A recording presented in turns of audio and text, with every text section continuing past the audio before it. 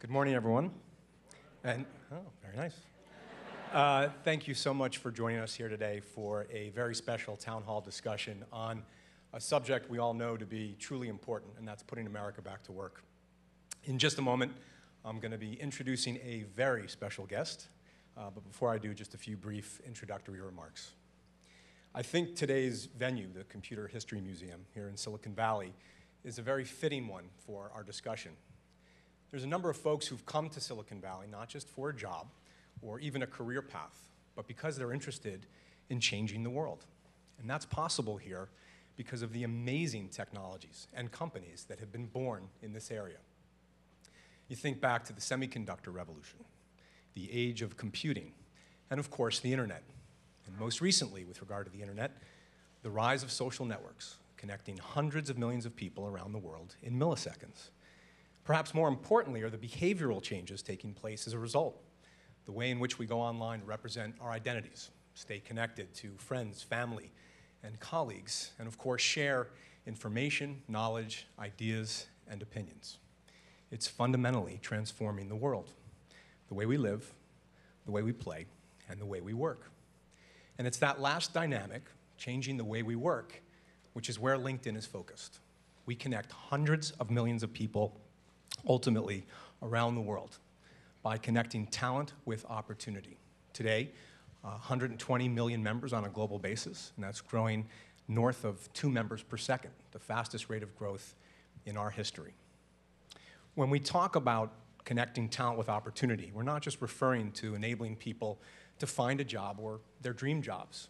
We're also talking about enabling people to be great at the jobs that they're already in. This is what we do day in and day out.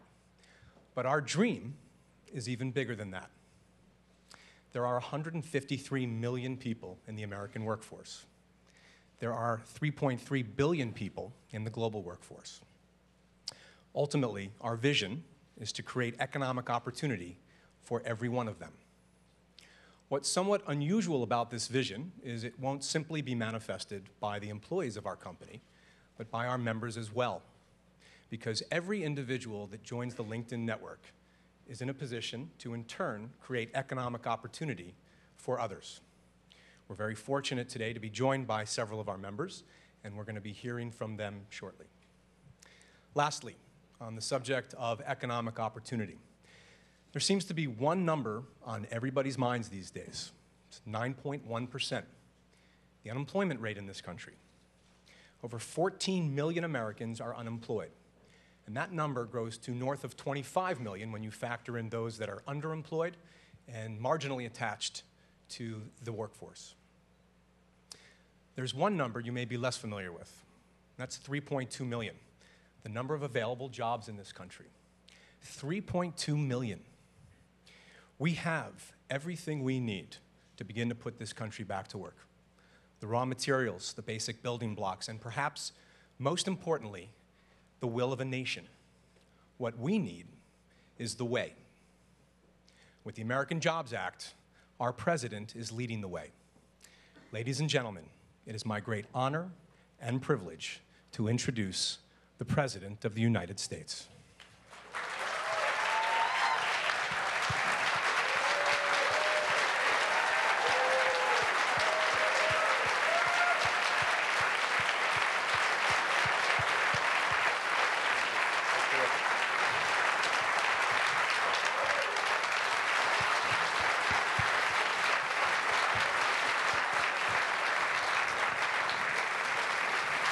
Thank you.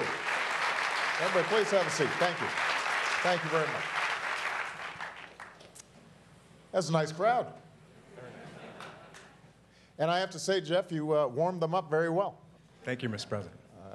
I thank you so much for your hospitality. And let me begin by just saying how excited I am to be here. Every time I come to Silicon Valley, every time that I come to this region, I am excited about America's future. And no part of the country better represents, I think, the essence of America than here.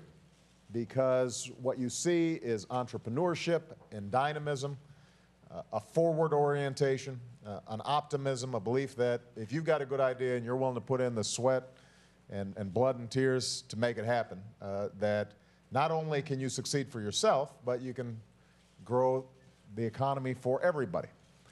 And it's that driving spirit that has made America an economic superpower. But obviously, we're in a period of time right now where the economy is struggling, and a lot of folks all across the country are struggling. And so part of what I hope to do is to have a conversation with all of you about how can we continue to spark the innovation that is going to ensure our economic success in the 21st century. How can we prepare our workforce to be able to plug in to this new economy? How do we recognize that in this competitive environment, there are all kinds of opportunities that Lincoln presents for interconnectedness and people being able to work together and spread ideas around the world and create value, but at the same time understanding that there's some perils as well. If our kids aren't properly educated, if we don't have an infrastructure that is world-class, if we are not investing in basic research and science, if we're not doing all the things that made us great in the past, then we're going to fall behind. And we've got a short-term challenge, which is how do we put people back to work right now? And so, as you mentioned, I put forward a proposal, the American Jobs Act, that would put thousands of teachers back into the classrooms who've been laid off due to downturns in state and local budgets, that would make sure that we are rebuilding our infrastructure, taking extraordinary numbers of construction workers who've been laid off when the housing bubble went bust and putting them to work rebuilding our roads and our airports and our schools and laying broadband lines and all the things that help us make a success. And also make sure that we're providing small businesses the kinds of tax incentives that will allow them to hire and allow them to succeed. And I have said to Congress, I understand that there's an election 14 months away, and it's tempting to say that we're not going to do anything until November of 2012, but the American people cannot afford to wait. The American people need help right now. And all the proposals we've put forward in the American Jobs Act will not only help us now, but will also help us in the future. We'll lay the foundation for our long-term success. Last point I'll make, and then I want to get to questions. It's all paid for. And it's paid for in part by building on some very tough cuts in our budget to eliminate waste and things we don't need that we've already made, $1 trillion over the next 10 years. We've proposed an additional $500 billion over the next 10 years of spending cuts and adjustments on programs that we want to keep intact but haven't been reformed in too long. But what I've also said is in order to pay for it and bring down the deficit at the same time, we're going to have to reform our tax code in a way that's fair and make sure that everybody is doing their fair share. I've said this before, I'll say it again. Warren Buffett's secretary shouldn't be paying a lower tax rate than Warren Buffett. Somebody who's making $50,000 a year as a teacher shouldn't be paying a higher effective tax rate than somebody like myself or Jeff, who've been incredibly blessed. I don't know what you make, Jeff, but I'm just guessing. Who've been blessed by the incredible opportunities of this country. And I say that because whenever America's moved forward, it's because we've moved forward together. And we're going to have to make sure that we are laying the foundation for the success of future generations, and that means that each of us are doing our part to make sure we're investing in our future. So with that, thank you so much for the terrific venue. I look forward to a bunch of great questions, both live and through whatever other linkages that we've got here. You got it.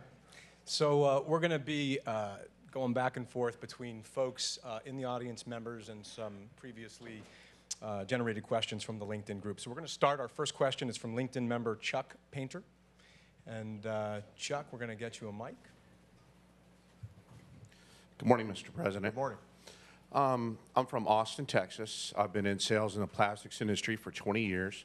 I lost my job in 2009 and am fortunate enough to have found another position, become reemployed. My question is, what can we do as American citizens to unite ourselves and help the economy?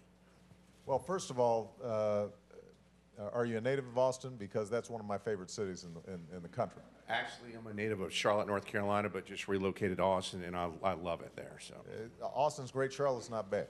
thank you, thank you, thank you. That's the reason why I'm having my convention in Charlotte, because I love North Carolina as well. But how long did it take you to find a new job after you'd gotten laid off? It took 9 months. It took 9 months. Yes, sir. And that's one of the challenges that a lot of folks are seeing out there. You've got skilled people with experience in an industry. That industry changes, and you were fortunate enough to be able to move. Some folks, because of the decline in the housing industry, are having trouble with mobility and finding new jobs and relocating in pursuit of opportunity. Yes, sir. The most important thing that we can do right now is to help jumpstart the economy, which has stalled, by putting people back to work. And so, not surprisingly, I think the most important thing we can do right now is pass this jobs bill. Think about it.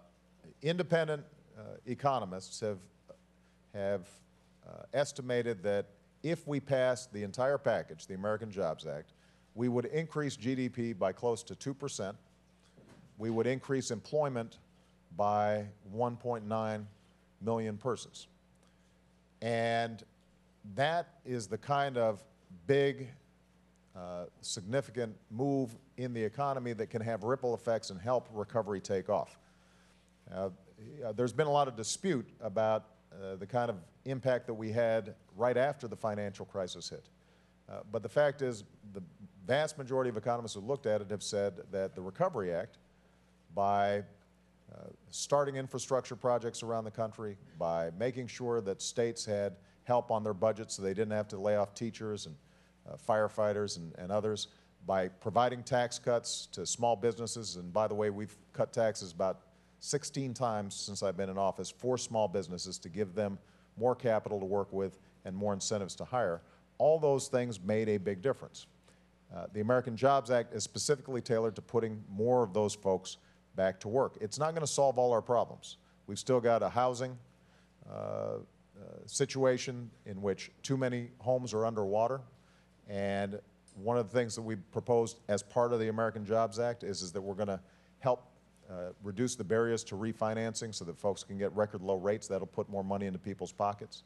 It'll provide tax cuts to not only small businesses, but almost every middle-class family. That means they've got more money in their pockets, and that means that they're going to be able to spend it on products and services, which provide additional incentives for businesses to hire folks like you.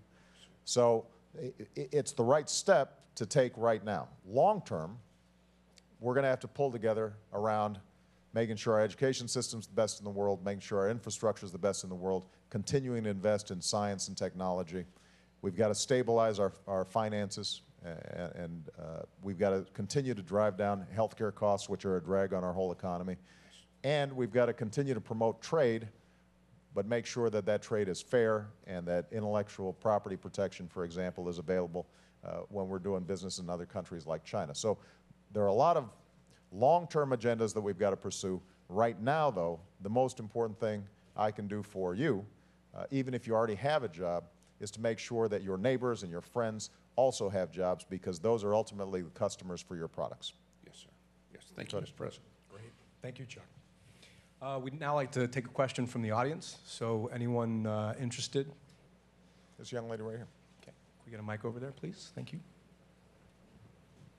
Hi, I have a question actually from my mother, who's going to be 65 next March. And she lives in Ohio, which has a very high unemployment rate. She has a GED, and she's always worked in food service. She's currently unemployed, just got approved for Section 8 housing, gets Social Security and food stamps. And she wants to know, when can she get a job, and what's going to happen to Social Security and Medicare? Well, first of all, where does your mom live in Ohio? Mentor. Mentor. What part of Ohio is that? East side of Cleveland. Okay. Tell mom hi. You get points for being such a good daughter and using your question to tell me what's on her mind. Oh, you have no idea.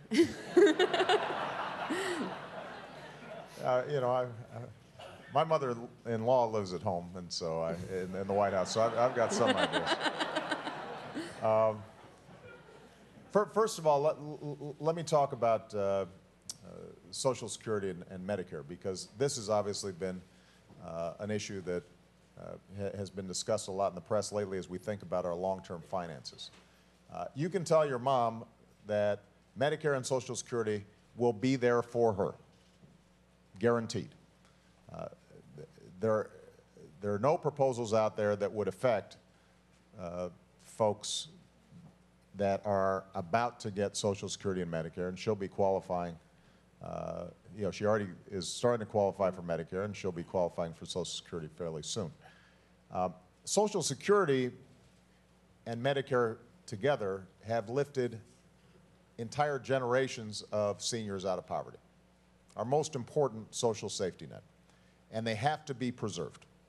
Now, both of them have some long-term challenges that we've got to deal with, but they're different challenges. Social Security is actually the easier one. It's just a pure,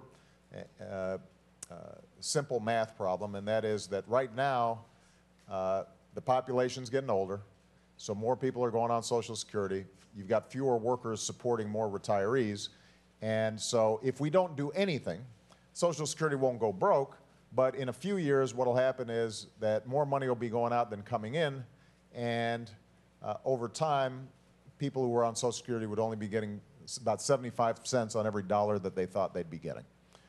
And so the Social Security system is not the big driver of our deficits, but if we want to make sure that Social Security is there for future generations, then we've got to make some modest adjustments.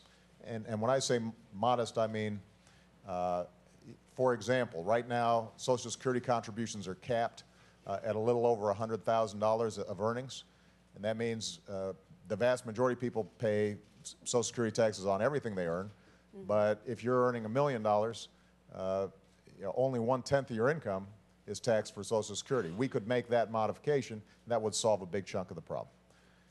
Medicare is a bigger issue because not only is the population getting older and more people are using it, but healthcare costs have been going up way too fast.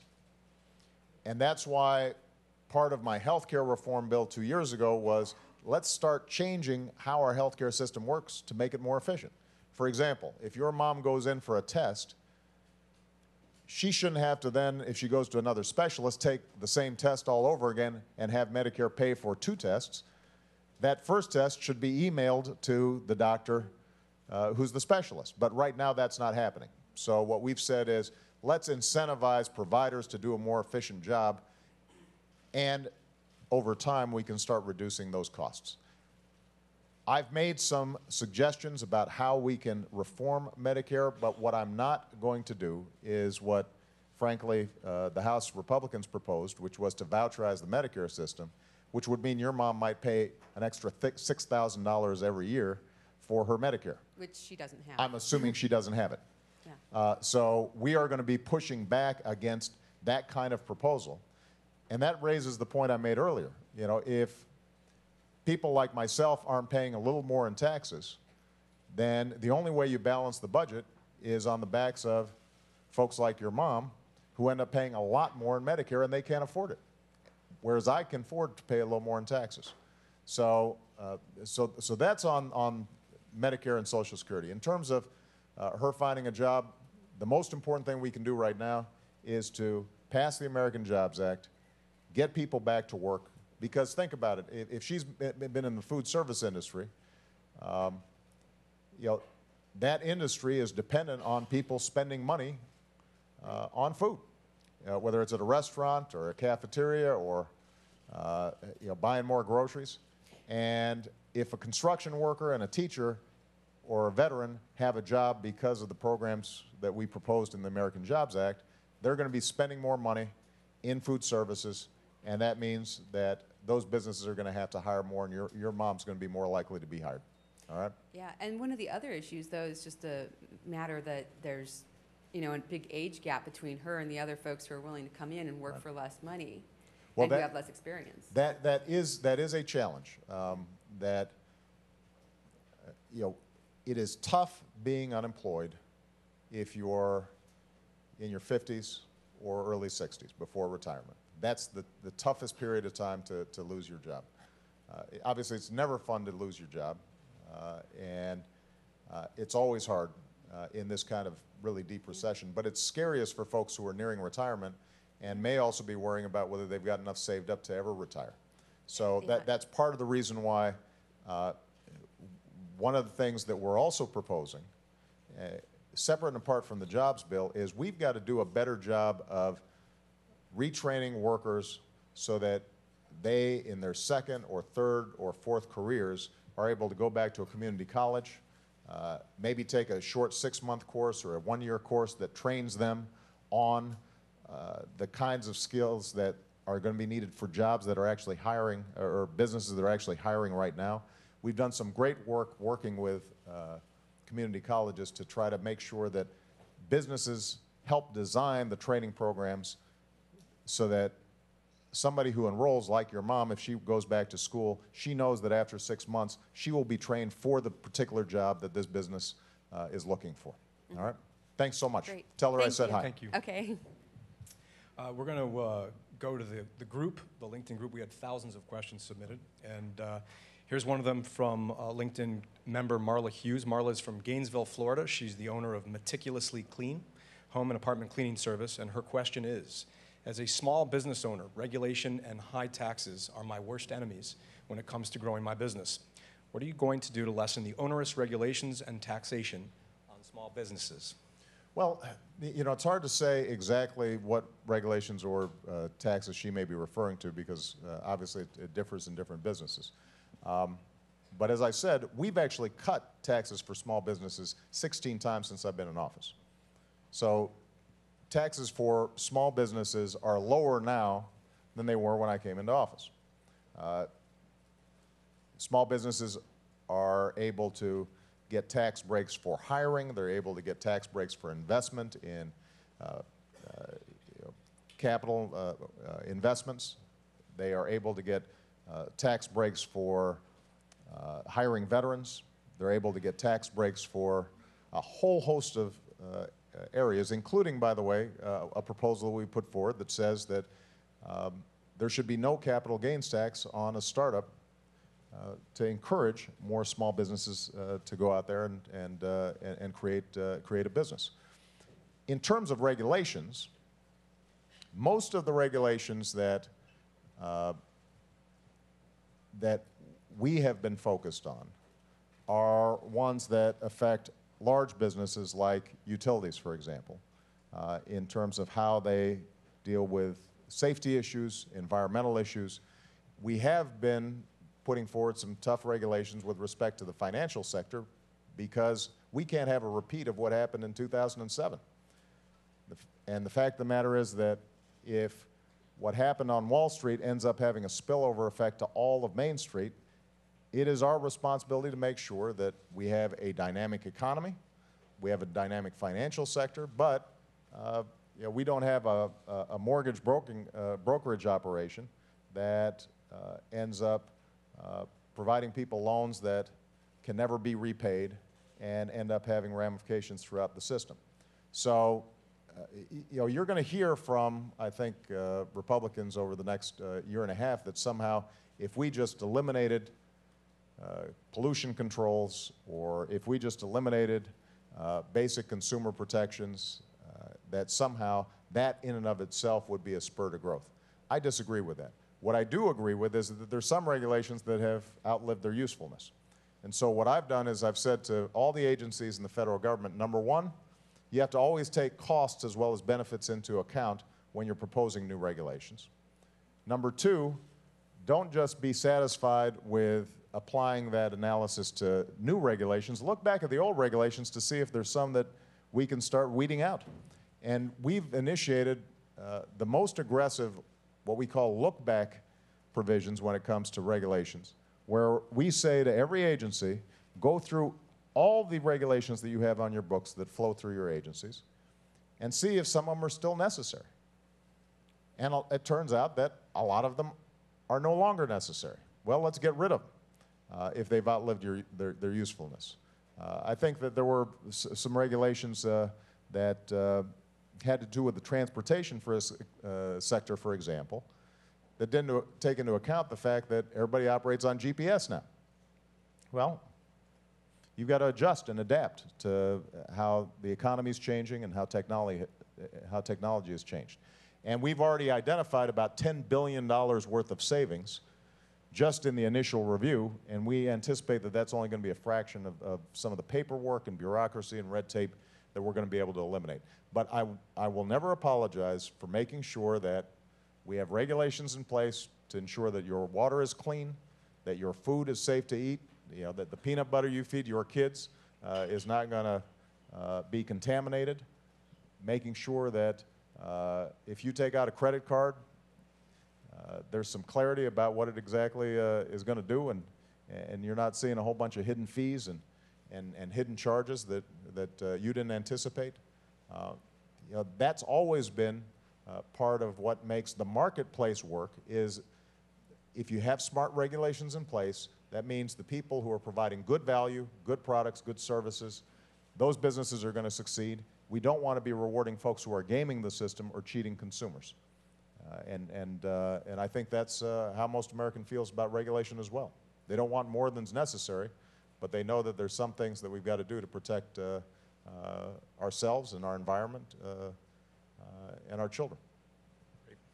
Thank you for your question, Marla. Now we're going to take a question from LinkedIn member Esther Abeja.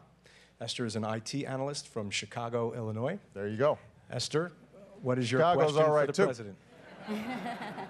Good morning, Mr. President. Good morning. As just said, I'm from Chicago, recently unemployed, and my fear is that the longer I'm unemployed, the harder it is going to be for me to get employed. It seems that nowadays employers are hiring people who are currently employed because they're in touch with their skill set.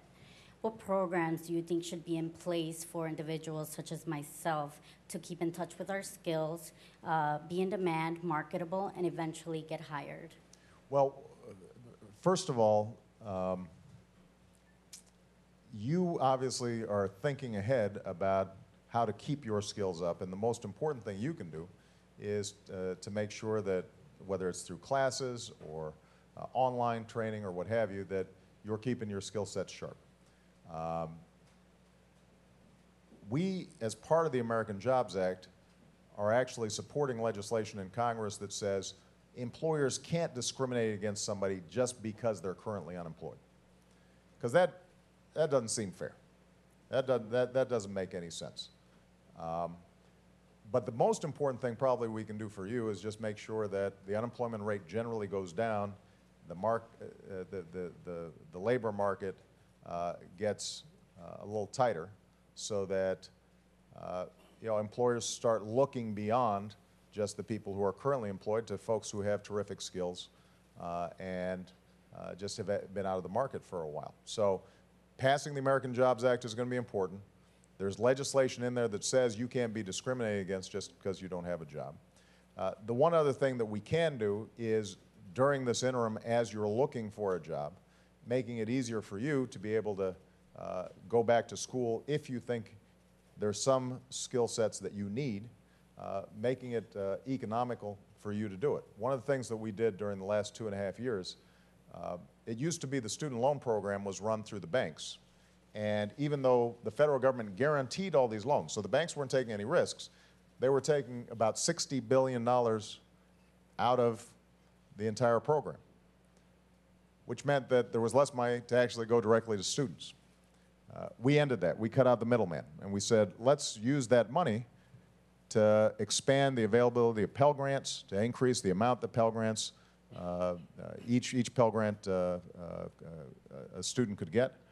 And through that process, you've got millions of people all across the country who are able to actually go back to school without incurring the huge debt loads that they had in the past, although, you know, obviously the cost of a college education is still really high. But if we can do more to make it easier for you to keep your skills up even when you're not already hired, hopefully that will enhance your marketability to employers in the future. All right? but just looking at you, I can tell you're going to do great. So, Thank you. all right, thank you. Thanks, Esther. Our next question is from LinkedIn member Wayne Kulik. Wayne is from Phoenix, Arizona. He spent 25 years flying aircraft for the U.S. Navy and is now program director for American Express. Wayne? Good morning, Mr. President. Good morning, sir. I'm from Phoenix, Arizona, where I'm a program director, as Jeff had said. I retired in 2007. When I retired, networking was essentially how I got all my jobs after retirement. How do you envision the government's role in integrating networking tools to aid veterans that are leaving the service in getting jobs? It's a great question. And first of all, let me thank you for your service to this country. We are very grateful to you for that. Thank you.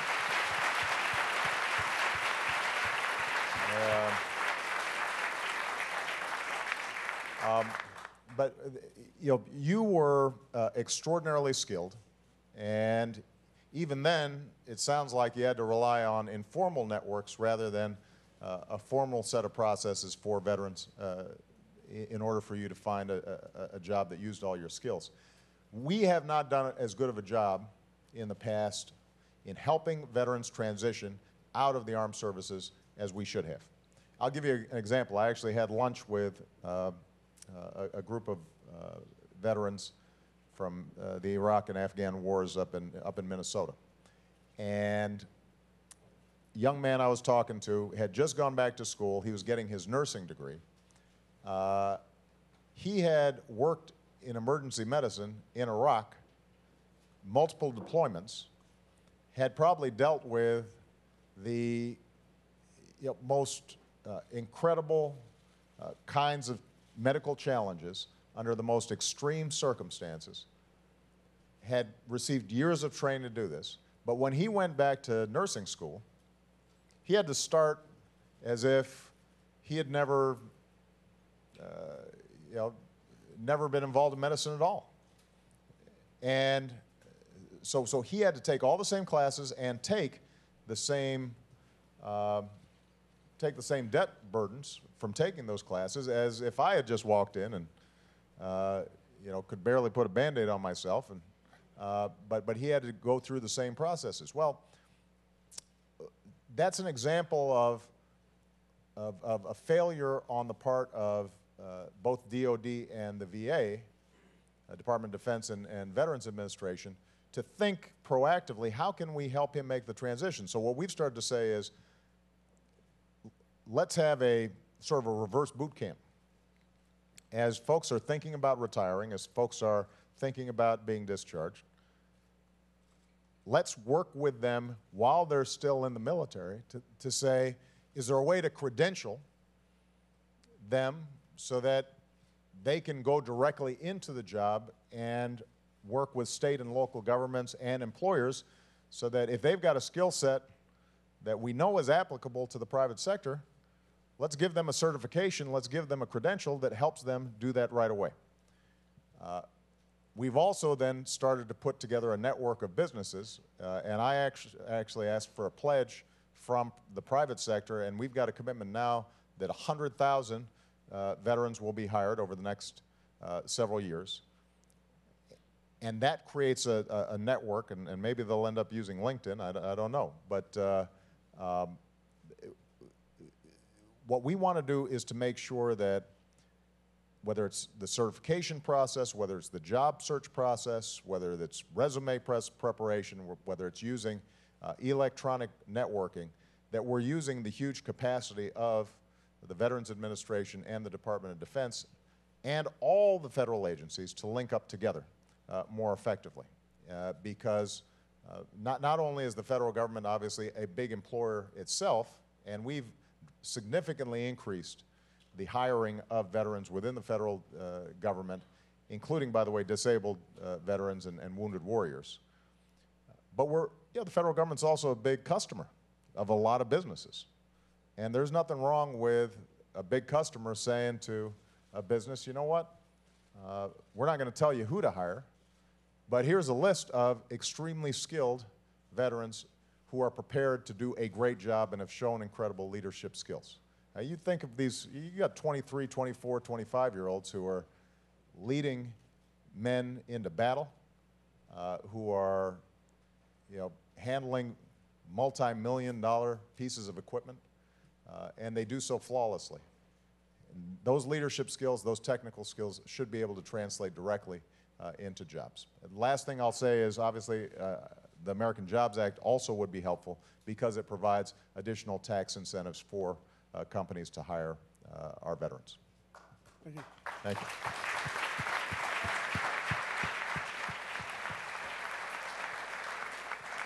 Thank you, Wayne, and thank you again for your service. Let's turn to the audience now. Oh, a lot of hands going up. Mr. President, you want to pick someone? Yeah, well, you kind of put me on the spot here. The guy in the glasses right in the back. Why not? Thank you, Mr. President. I don't have a job, but that's because I've been lucky enough to live in Silicon Valley for a while and work for a small startup down the street here that did quite well. So I'm unemployed by choice. My question is, would you please raise my taxes?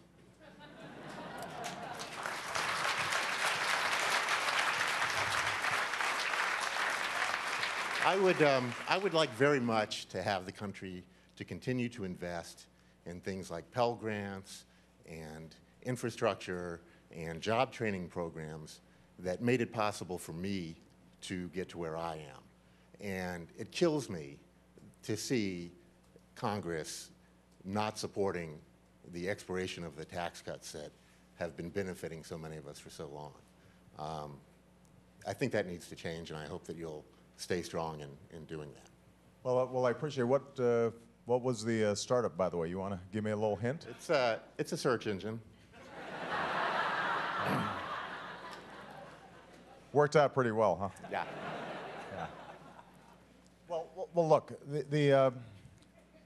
let me just talk about taxes for a second. I've made this point before, but I want to reiterate this. So often the tax debate gets framed as class warfare. And look, as I said at the outset, America's success is premised on individuals, entrepreneurs having a great idea, going out there and pursuing their dreams and making a whole lot of money in the process. And that's great. That's part of what makes America so successful.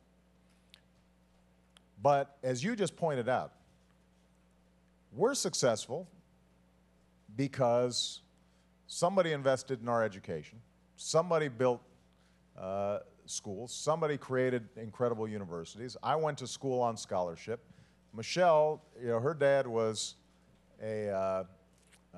what's called a stationary engineer at the Water Reclamation District. Never owned his own home, but he always paid his bills, had multiple sclerosis, struggled to get to work every day, but never missed a day on the job, never went to college, but he was able to send his daughter to Princeton and on to Harvard Law School. We benefited from somebody somewhere making an investment in us. And I don't care who you are, that's true of all of us. Hey, look at this room. I mean, look at the diversity of the people here. A lot of us are, parents came from someplace else or grandparents came from someplace else. They benefited from a public school system or an incredible university network or the infrastructure that allows us to move products and services around the globe, or the scientific research that, Silicon Valley is built on, and research that no individual company would have made on their own, because you couldn't necessarily capture the value of the nascent internet. So the question becomes, if we're going to make those investments, how do we pay for it? Now, the income of folks at the top has gone up exponentially over the last couple of decades. whereas the incomes and wages of the middle class have flatlined over the last 15 years. So, this young lady's mom, who's been working in food services, she doesn't have a lot of room to spare. Those of us who've been fortunate, we do. And we're not talking about going to punitive rates that would somehow inhibit you from wanting to be part of a startup or work hard to be successful. We're talking about going back to the rates that existed as recently as in the 90s when, as I recall, Silicon Valley was doing pretty good. And well-to-do people were doing pretty well. And it turns out, in fact, during that period, the rich got richer. The middle class expanded. People rose out of poverty because everybody was doing well. So this is not an issue of, do we somehow try to punish those who've done well? That's the last thing we want to do. It's a question of how can we afford to continue to make the investments that are going to propel America forward. If we don't improve our education system, for example, we will all fall behind. We will all fall behind. That's just, that's a fact. And the truth is that on every indicator, from college graduation rates to math and science scores, we are slipping behind other developed countries. And that's going to have an impact in terms of if you're a startup, are you going to be able to find enough engineers? It's going to have an impact in terms of is the infrastructure here good enough that you can move products to market? It's going to have an impact on your ability to recruit top talent from around the world. And so, we all have an investment in improving our education system. Now, money is not going to solve the entire problem. That's why we've initiated reforms like Race to the Top that says we're going to have higher standards for everybody. We're going to not just have kids taught to the test, but we're going to make sure that we empower teachers, but we're also going to hold them accountable and improve how we train our principals and our teachers. So we're willing to make a whole bunch of reforms, but at some point, money makes a difference. If we don't have enough science teachers in the classroom, we're going to have problems. Somebody's got to pay for it. And right now, we've got the lowest tax rates we've had since the 1950s. And some of the Republican proposals would take it back as a percentage of GDP back to where we were back in the 1920s. Well, you can't have a modern industrial economy like that. So, so I appreciate your sentiment. I appreciate the fact that you recognize we're in this thing together. We're not on our own. And those of us who've been successful, we've always got to remember that. I know a lot of people in that same situation, and every one of them has said to me that they would support an increase in their taxes. So, please. Well, we're going to get to work. Thank you. Thank you. Thank you for your question. Next question was submitted to the LinkedIn group. It actually comes from a LinkedIn employee named Teresa Sullivan. It's a two-part question. First, do you think our public education system and our unemployment rates are related? And second, what, if any, overhaul in education is necessary to get Americans ready for the jobs of tomorrow rather than the jobs of 20 years ago? There's no doubt that there's a connection long-term between our economic success, our productivity, and our education system. That's indisputable. I mean, when we were at our peak in terms of growth back in the 60s and the 70s, in large part, it was because we were doing a better job of training our workforce than anybody else in the world. Now the rest of the world's caught up or is catching up. They're hungry. And as I said before, we are slipping behind a lot of developed countries. So, our proportion of college graduates has not gone up. While everybody else has gone up, our proportion of high school graduates has not gone up, while everybody else has gone up. And if you've got 1 billion Chinese and Indians and Eastern Europeans, all who are entering into a labor force and are becoming more skilled, and we are just sitting, on the status quo, we're going to have problems. Now, what can we do? This is a decade-long project. It's not a one-year project. And we've been pushing since we came into office to look at the evidence, to base reforms on what actually works. The single most important ingredient in improving our schools is making sure we've got great teachers in front of every classroom. And so what we've said is, let's make sure that we've hired enough teachers, let's train them effectively, let's pay them a good wage, let's make sure that we're putting a special emphasis on recruiting more math and science teachers, where STEM education is an area where we've fallen significantly behind. Let's make sure they're accountable, but let's also give them flexibility in the classroom so that they don't have to do a cookie-cutter teach-to-the-test approach that squashes their creativity and prevents them from engaging students. But at the end of the year, let's make sure that they're doing a good job, and if there are teachers out there who are not doing a good job, let's work to retrain them, and if they're not able to be retrained, then we should probably find them a different line of work. We've got to have top-flight principals and leadership inside the schools. That makes a big difference. We've also got to focus on, there's some schools that are just dropout factories, where less than half of the kids end up graduating. A lot of them, the students are black and brown. But that's also the demographic that's growing the fastest in this country. So if we don't fix those schools, we're going to have problems. So we've said to every state, you know what? Focus on the lowest performing schools and tell us what your game plan is to improve those schools' performance. And it may be that we've got to also, in some cases, rethink how we get students interested in learning. IBM is engaged in a really interesting experience in New York, where they're essentially setting up schools similar to the concept I was talking about with community colleges, where they're saying to kids pretty early on, I think, as early as 8th grade, you know what, we're going to design a program. IBM worked with the New York Public Schools to design a program, and this is not for the kids who are in the top 1%. This is for ordinary public school kids. You follow this program, you work hard, IBM will hire you at the end of this process. And it suddenly gives kids an incentive. They say, oh, the reason I'm studying math and science is there's a practical outcome here. I will have a job. And there are practical applications to what I'm doing in the classroom. And that's true at high-end jobs, but it's also true, we want to do more to train skilled workers even if they don't have a 4-year degree.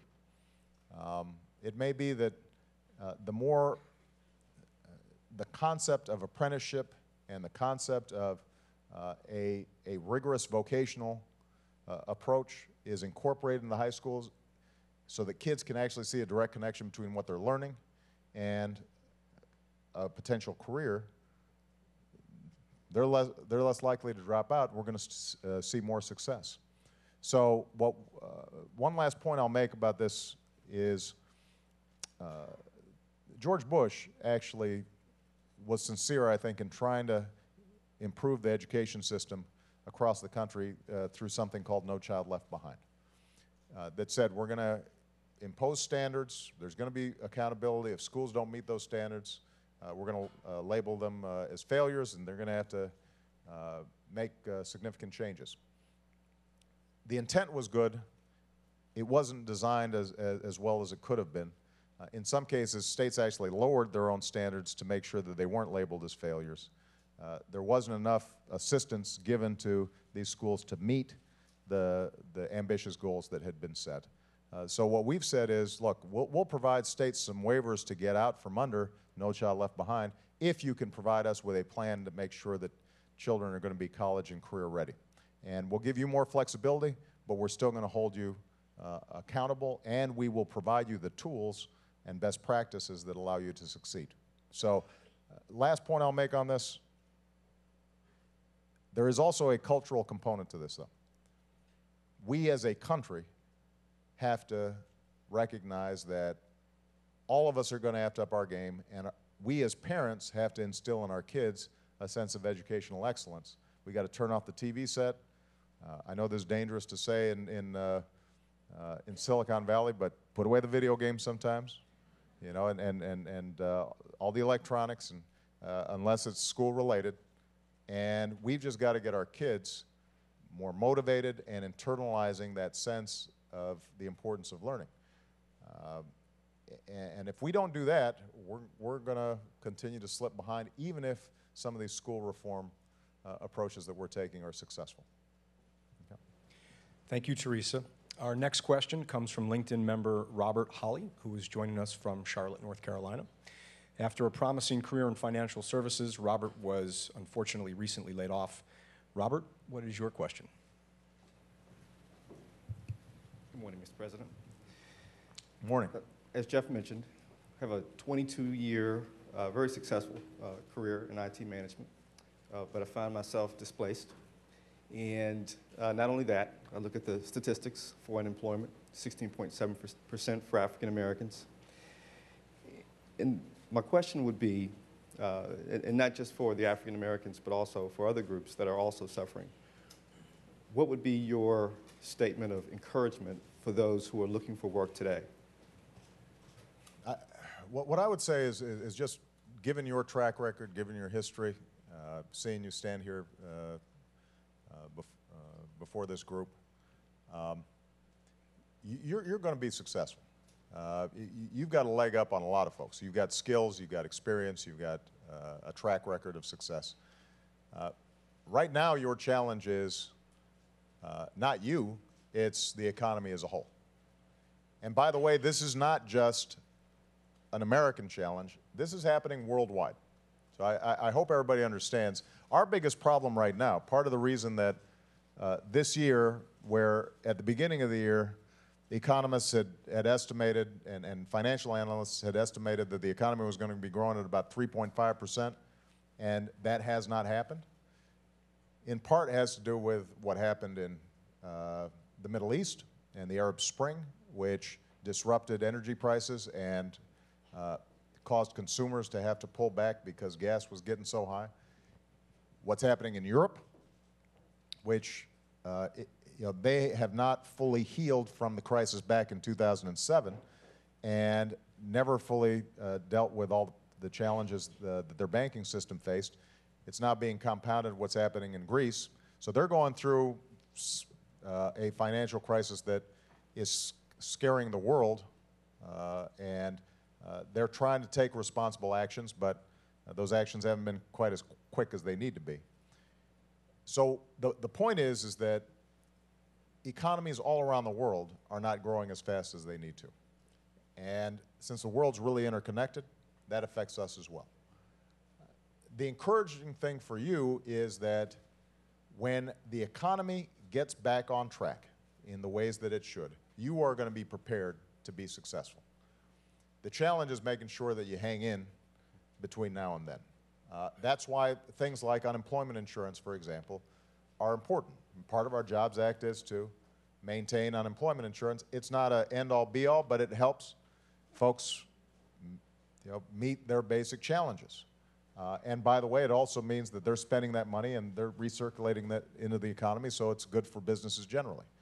Some of the emergency measures that we've been taking and we've proposed to take help to bridge the gap to where the economy is more fully healed. And historically, after financial crises, recessions are deeper and they last longer than after the usual business cycle recessions. So I guess the main message I have for you is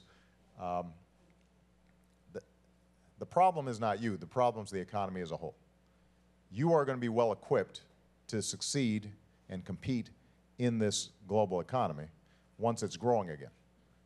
My job is to work with everybody I can, from the business community to Congress to non-for-profits, you name it, to see if we can speed up this process of healing and this process of recovery.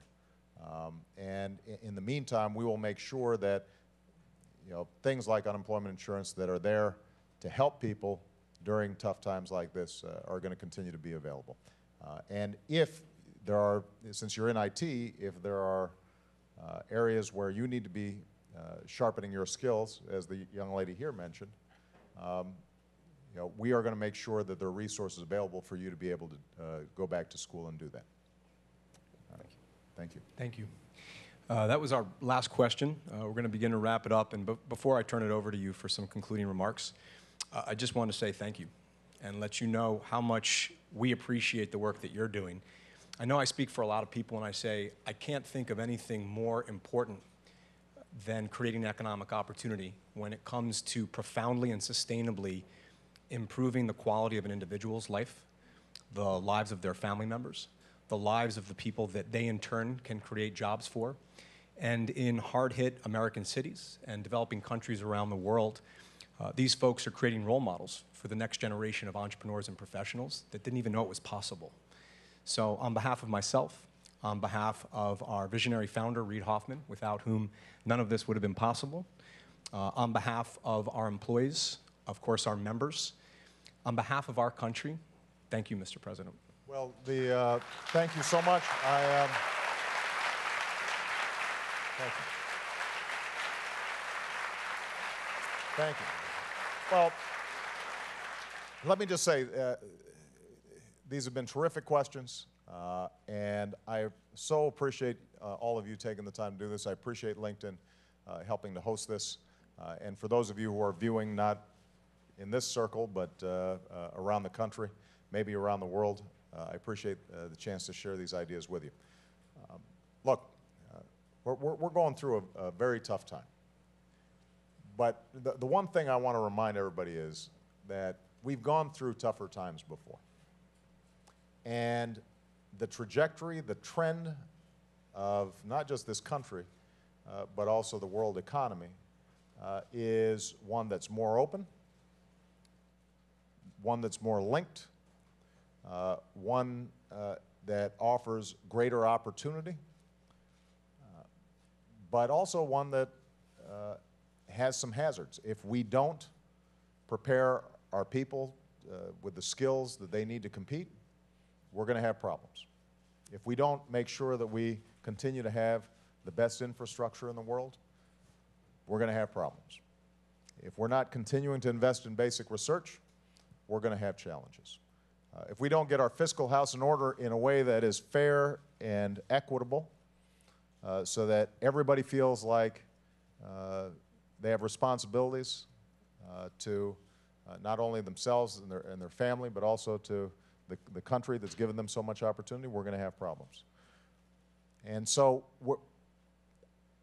I am extraordinarily confident about America's long-term future, but we are going to have to make some decisions about how we move forward.